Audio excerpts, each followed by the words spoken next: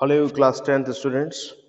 Today we are going to study the first chapter of civics, which is the Union Parliament. You must have read so many news about Parliament in newspaper. Every day we read about our MPs, our MLAs, and various news associated with the Parliament about the making of laws and so many other things. You must have seen pictures of parliament also in newspaper and in your book, and you must be aware by the names of our prime minister, home minister, okay, and various other cabinet ministers. And you must be aware, or you must have read some news related to passing of some bills and making of laws, right? So, today we are going to study a topic which is in relation to all these things, all these news, right? We will understand what is parliament, what is union parliament, and we will also study how many organs or houses of parliaments are there. We will study how the representatives to these houses are elected. We will study that how the procedure of making laws takes place, how session of parliament are called. We will study about various other things also. Now we are having so many topics in this chapter. This chapter is very much detailed. We will start this chapter by understanding meaning of union parliament. What is actually union parliament is. See, when you read civics books, when you study civics, you come across with two words, the state and the union. Now, here, when you see these two words, union and the state, so it means that when we are talking about state, we talk about a particular Pradesh. Maybe it is Uttar Pradesh or Uttarakhand, right? And when we talk about union, union is, you can say, a group of all these states, which is India. India is comprised of so many states and union territories, right? So, right now, 28 states are there. The 29th state, Jammu and Kashmir, has been changed into now union territories. Two more union territories are there. 28 states and 9 UTs are there. So these are the group of this entire states is union. So whenever we talk about union, it means we talk about entire India. On the other hand, sometime we use state word to show entire country also, or you can say the government of entire country also. Okay, so don't get confused. Just you need to understand the context of that word. Okay. Now, parliament is the body where the representatives are representatives whom we elect in Lok Sabha elections. Okay, they sit, right? So you can say the Union Parliament is the body of people's representative who have supreme power of governance in a democratic country, right? So it is a body of directly elected representatives, those who are the members of Lok Sabha, and indirectly elected representatives means the members of Rajya Sabha, right? These all people are responsible for the governance of our country. They are responsible for making laws in our country. for passing a bill and making a law, right? An ordinary bill is passed first by both the houses, either by Lok Sabha and then by Rajya Sabha, and then it is supposed to be to get the assent from president, then it becomes a law. And if a bill is financial bill, then it need to be passed by just Lok Sabha. Means I want to say that these this parliament, okay, either Rajya Sabha or Rajya Sabha or both, along with the president, okay, is responsible for the governance of our country, right? Now that was about the definition of union parliament. Now see, I have written here types of government, and in this I have written unitary government and federal government, right? These just two governments, whereas in last classes I have told you so many forms of government, okay?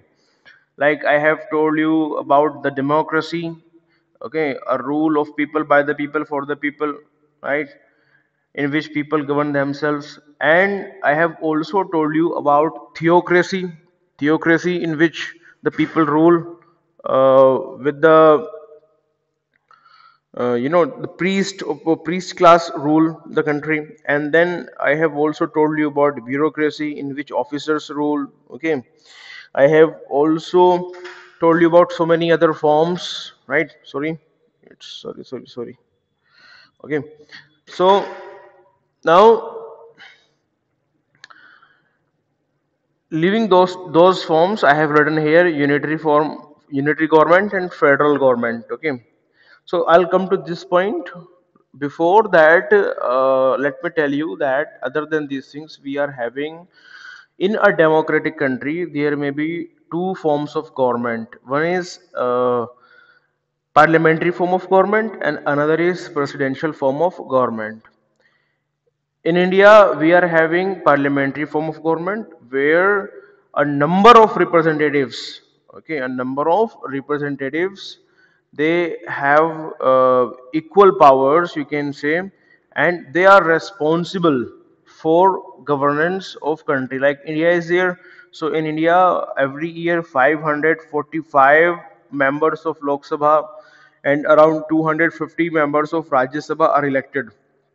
Okay, I am saying 545, although the maximum strength may be 552, right? But elections are held only for 545 last year also. So these many members are elected, 545 or 545 plus 250, right? So when you sum these two numbers, these many number of people are responsible for the governance of our country, and they represent various regions of India, okay? Some are from Jammu and Kashmir, some are from Uttar Pradesh, some are from Kerala, some are from Punjab, some are from Assam, okay? So means from uh, each region and every class, okay? every, there is a representation of each region and every class there, whether it is scheduled caste or scheduled tribes or women, okay? So these all people sit there in the parliament, and they uh, decide the matters related to the legislation of our country, governance of our country. They make laws, right? Whereas I was telling you about the presidential form of government. Presidential form of government is in USA, right? Where there is a president. President is having the supreme power there, not the parliament. Okay, so okay, I hope that you must have understood all these things. Now, leaving all these things, let us come back to the R syllabus, in which we are going to study about a type of government, and in this we will study about the union government and federal government. Now, uh, unitary government and federal government. Unitary government means it is having a strong center, right? In federal government, federal system of government, all the administration administrative powers are divided between the central and the state government by constitution, and Both are supreme within their respective matters. Okay. In unitary government or in this type of government, the central government is supreme, whereas here in federal government, all the administrative powers are divided between the central and the state. Okay. By state government by constitution, and both are supreme within their respective matters. Like suppose take example of USA. In USA, Texas, Massachusetts, okay, Oklahoma, right, and these all states, okay, they are having their own powers, okay, their powers and the powers of their union, okay, are divided, and they have almost equal powers, okay, and they are supreme within their powers, means they are having very weak union and strong states. Here the state government is having less power than the central government. Here we are having strong center. Now it is written 97 items in union list, 66 items in state list, 47 items in concurrent list. What is this? See, uh, what is list? List is, you can say, a list of items or the works which are supposed to be done in country, or you can say the like uh, entire work of the country has been shared and divided. Okay, like suppose there is a list, right, of union government. In that list, 97 items like railways, airways, defense, in defense, navy, army, air force, and banking, all these things or all works related to these things will be the responsibility of union government. Okay, whereas uh, the items which are given in state list, there are 66 items. Okay, like you can say police, and you can say public health of state, and things related to agriculture. So all works related to such types of items will be the responsibility of state list, whereas some works or some items are there on which both state government as well as union government can legislate, and their number is 47. This was the original number: 97, 66, and 47. Originally there were, you can say, these many items were there in union list, state list, and concurrent list.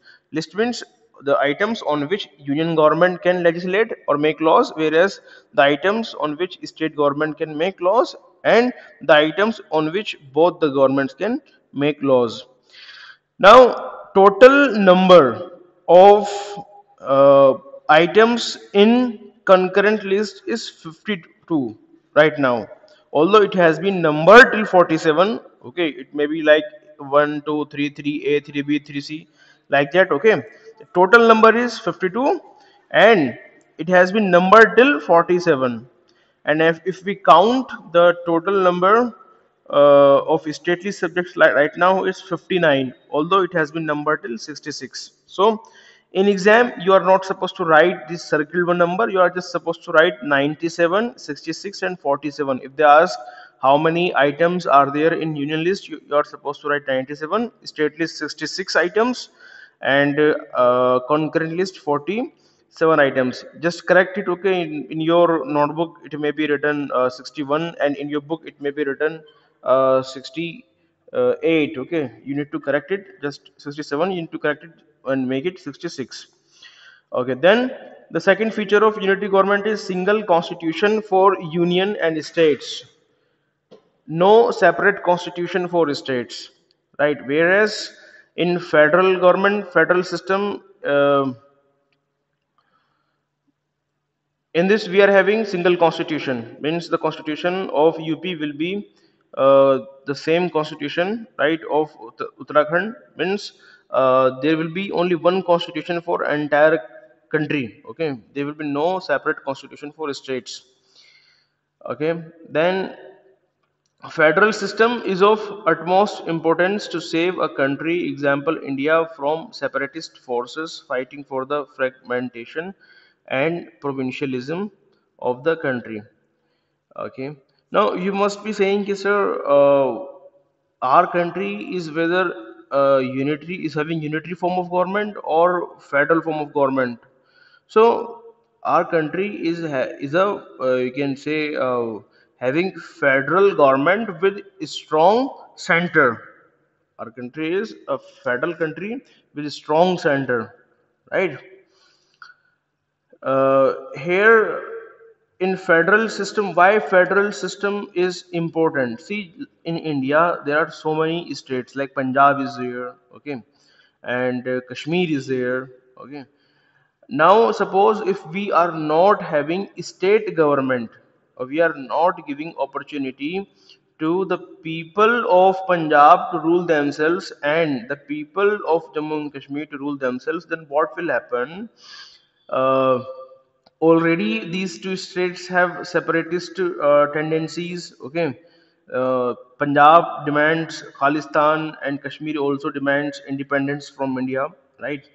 So if we are having just one government, okay, which is ruling on entire India, and the same government is ruling on Kashmir, and we are not having another government for Kashmir and Punjab, then what will happen? People will have more separatist tendency because they are not getting chance to rule themselves, okay.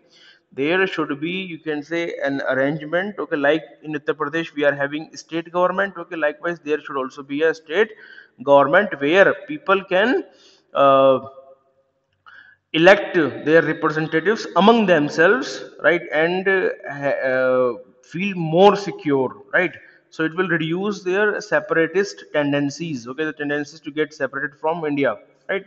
So it is required there. This is one of the essential features. In India we are having this federal feature, right? But state government is not that much powerful as the central government. So we can say India is a federal government with uh, strong center. Now, flexibility of the constitution. In unitary government, the constitution can be amended by special or simple majority without consent and approval of units. Okay. Flexibility of the constitution can be amended by special or simple majority without consent and approval of units. Single citizenship, no separate citizenship for states. In unitary government we are having only single citizenship, unlike USA where we are having citizenship for one state like Oklahoma or Texas, and then we are having one citizenship for entire country, that is USA. In India, we are having just one citizenship, that is only of India. And in unitary government, constitution can be amended by special or simple majority, right? If suppose one law is there and that law is supposed to be changed, or constitution is supposed to be changed, then that can be changed by simple majority, means the members present, a maximum number of members present in voting, okay, and a special majority of two-third members uh, present and voting, okay. uh, Means if you want to change that, then some aspects of the constitution can be changed very easily by simple majority, and some are need higher numbers of parliamentarians to change. Getting or not? So these things are there. Then let us move to the next page.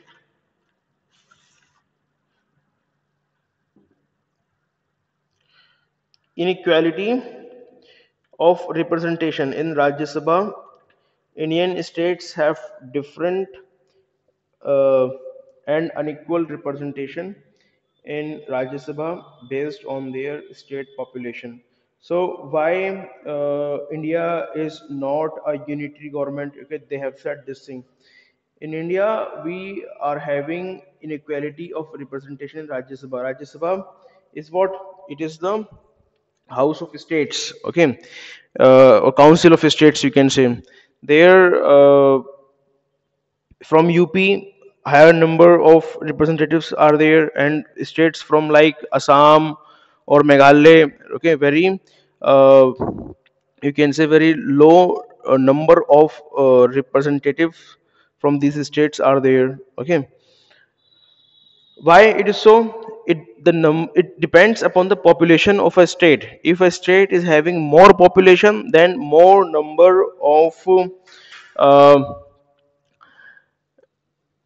members to Rajya Sabha will be sent from that state. Okay, so it is saying that okay, in by doing so, by having unequal representation in Rajya Sabha, right, we can conclude that okay, India in India, all states are not having equal power. Means their powers are different, right? You can say, okay, India is a unitary government. It is a unitary feature of Indian government. Whereas, if suppose India was federal government, then from each state, equal number of uh, members were supposed to be sent, right? Equal numbers of members of Rajya Sabha were supposed to be sent from every state, irrespective of the population. But as India is having unitary feature, right, so in equal number of um members to Rajya Sabha are sent, but this is on the basis of population of the state. More the population, more number of representatives will be sent to the parliament. Then India has federal feature. India has 28 states and 9 union territories. I have already told you. Then last feature of uh, federal government of India. India has a bicameral legislature, Lok Sabha and Rajya Sabha. The Rajya Sabha mainly comprises representatives of states. Okay, so in India we are having bicameral parliament, bicameral legislature. Bicameral means having two houses. Okay, one house is Lok Sabha and another house is Rajya Sabha, right? Unicameral means when where there is only one house, say it is Lok Sabha only, right? But here we are having bicameral Lok Sabha and Rajya Sabha. Lok Sabha represents entire India, whereas Rajya Sabha represents states in parliament. Representatives from various states like UP, Assam, or other states, they come there, okay, and they represent these states. Getting or not? So it means that okay, it is one of the federal feature of Indian government. Why? Because states are having their representation in the parliament. Okay, then last point here, existence of union territories. All UTs are governed by central government and do not enjoy any autonomy. So in India we are having 9 union territories, and these 9 union territories are governed by central government. Okay, central government or union government govern in these union territories. Maybe it is Lakshadweep or Daman and Diu, okay, or Pondicherry, right? uh, in two union territories, that is Delhi and Puducherry or Pondicherry, their elections are conducted. Okay, and they are having their governments also. Which two states, which two union territories? Delhi and uh, Pondicherry, right? But even there also, most of the power lies in the hands of lieutenant governor, who is again the you can say the officer or representative of union government. Okay, so you can say in these union territories, uh, these union territories are governed by central government. Okay, not, they are not having their own government. So again, it is giving more power to the central government and becoming one of the unitary feature of government in India, right? So these were the two features, unitary features and federal features, right, of government. Now we will study about the union parliament of India. Here the word parliament has been derived from French expression parliament. It is a representative body whose permission is constitutionally required to make or change the country's law. So in a country, okay, laws are made, changed. Change means amended, okay, by parliament, by a body which is called parliament. It is a body of representatives, okay, those are elected by the people from entire country, okay, and this body also includes the indirectly elected representatives, okay, from various states, those who are the member of Rajya Sabha, right?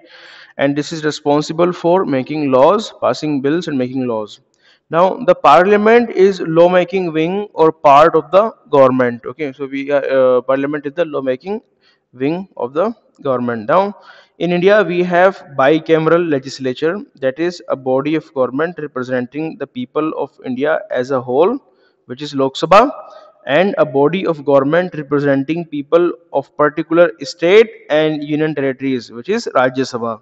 Okay, so Rajya Sabha represents the means suppose there are 250 members in Rajya Sabha.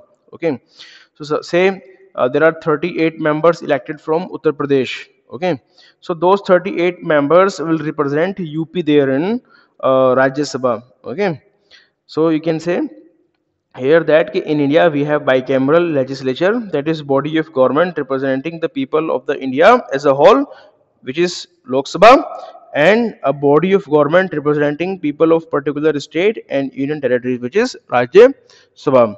Now Article 79 to 122 in part 5th of the Constitution deal with the organization, composition, duration, officers, procedures, privileges, powers, etc. of the parliament. Okay, so if you are studying about parliament in constitution, then the from article number 79 in part 5th of the constitution, from article number 79 to 122, you can read various provisions which are associated to the parliament, its composition, its duration, its officers, okay, its procedures, its privileges, okay, all these things. Now let us move to the next page. Okay. Uh, the parliament, president, parliament is composed of three. There are three organs, you can say, or three elements of the parliament. One is president of India, another is the Lok Sabha, and the third one is Rajya Sabha. Okay, Lok Sabha is also called lower house or house of the people, and Rajya Sabha is called upper house or council of states. Okay, and the president, right? A bill which is passed by Lok Sabha is supposed to be passed by Rajya Sabha then, and then it needs to get assent from president. Okay, an ordinary bill. Now the president, he is the constitutional head of the country, right? Although the real head of the country is prime minister, but he is the constitutional head of the country. Supreme commander of defense forces. Okay, he's the supreme commander of defense forces. Now one more Chief of Defense Staff, CDS. One position has been, new position is there. Okay, it has been created by the Parliament, which is CDS. CDS means Chief of Defense Staff. Means there will be an officer who will be the head of Navy, Air Force, as well as the military. All these three wings. Okay. Earlier, the president was the head of